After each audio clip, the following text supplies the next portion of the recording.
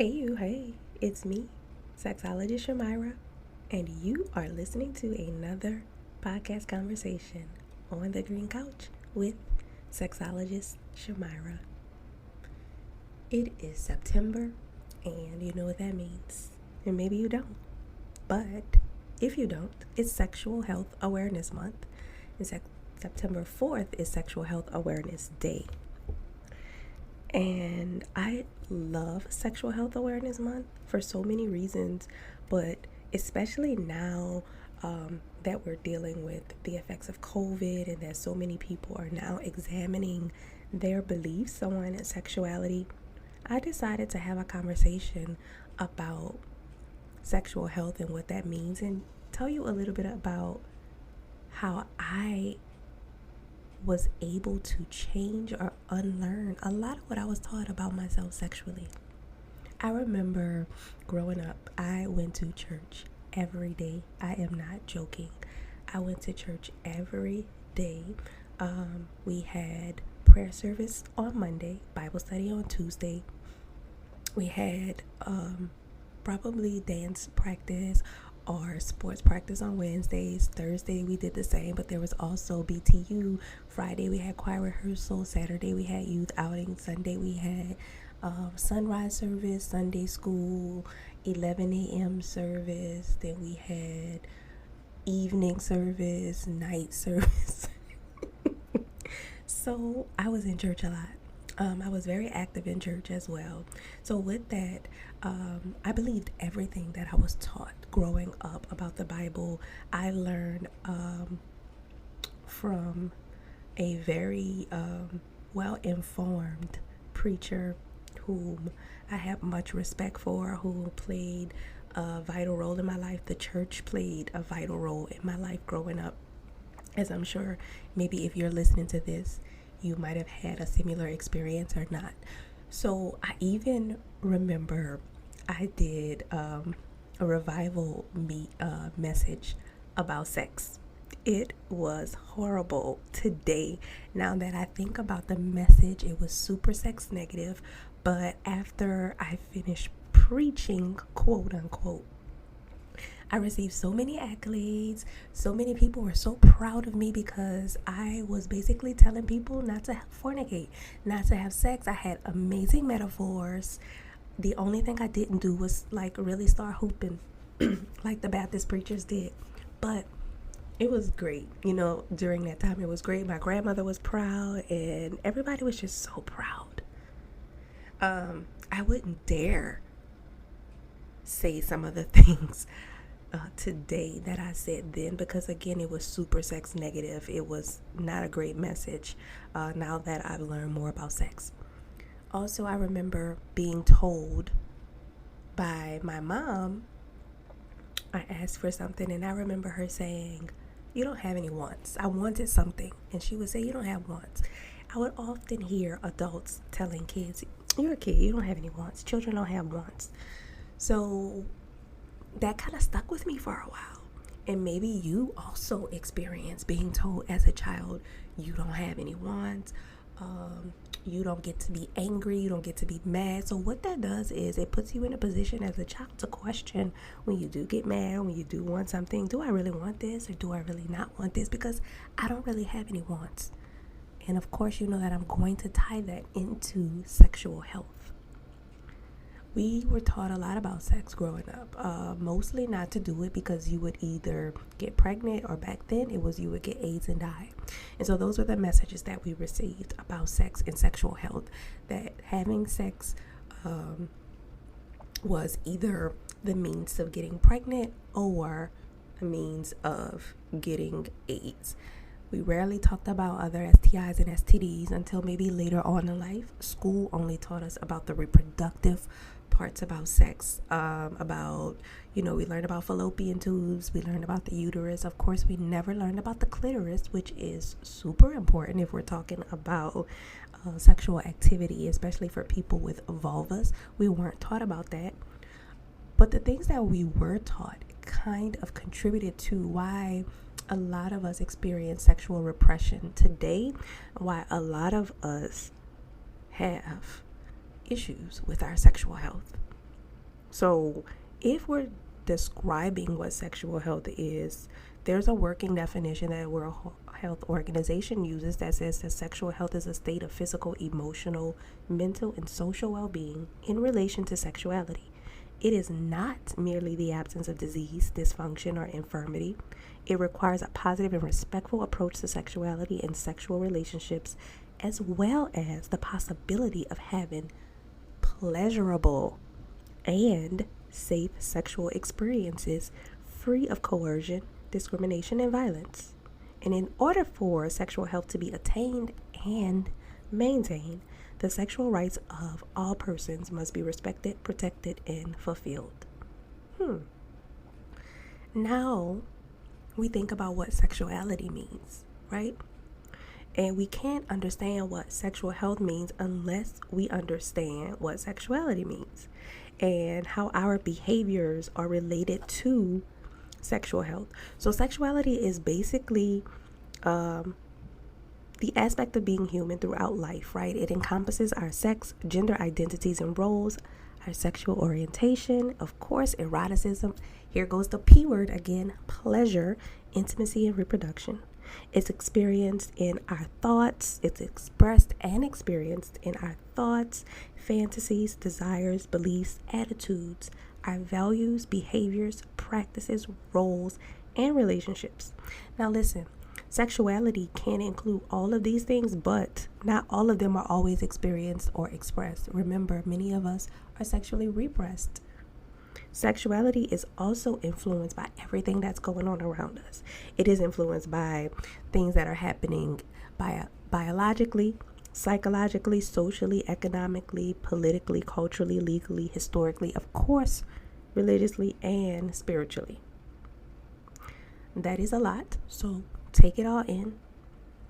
But also think about how you are experiencing your sexuality and how that relates to your sexual health. Again, we're talking about pleasure, especially since this is Sexual Health Awareness Month and we are in September 2020 and we are still dealing with COVID. What does sexual health look like in the space of dealing with COVID-19? As it relates to how we have politicized sexuality, as it relates to what we've learned in the church, what we've learned at home, and what we tell ourselves, what is your sexual health like? Are you comfortable with your sexual health? Are you having the right conversations about sex?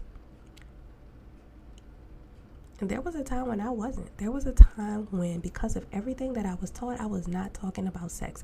And if we are going to improve, maintain, and attain the level of sexuality that we want to, that we're comfortable with, we have to talk about sex, how it's affecting us, what we want to do with it. And when I say sex, we're talking about sexual activities. A lot of times sex is referred to what define us as it relates to genitals, right? So via penis and vagina. I'm not talking about that. That's also sex, but I'm speaking about sexual activity, the experiences that we have sexually.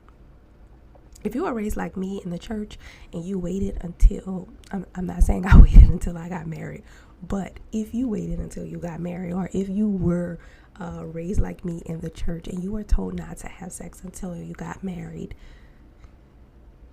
then you might be one of those people who are wondering, okay, I'm married, now what? That also is a part of your sexual health, because a lot of people got married because they wanted to have sex. Hello, somebody. A lot of people got married because they wanted to have sex. And then when they were able to have sex, they didn't know what they were doing. It wasn't pleasurable and they felt like they were duped. Does that sound like somebody you might know? They felt like they were duped because nobody had actually taught them or told them about sex being pleasurable. Sex is talked about in a way to scare us not to do it. Even though so many people were having sex, our parents, our pastors, they all had children, they all had side pieces, they all were having sex, but they didn't want us to do it. And we still don't know why. And I don't think they know why. But what they'll tell us is, and what many of you tell your children is, because I want to protect you from what comes with that. And if you want to protect someone, right, you give them the gift of education. because information saves lives. Sex education saves lives. Not only does it save lives, but it also contributes to a healthy sexual self-concept. If you want to teach somebody something, teach them some information, some correct, informed information about their bodies, about sex, about how sex is affected and influenced by everything that's going on. Teach yourself that too.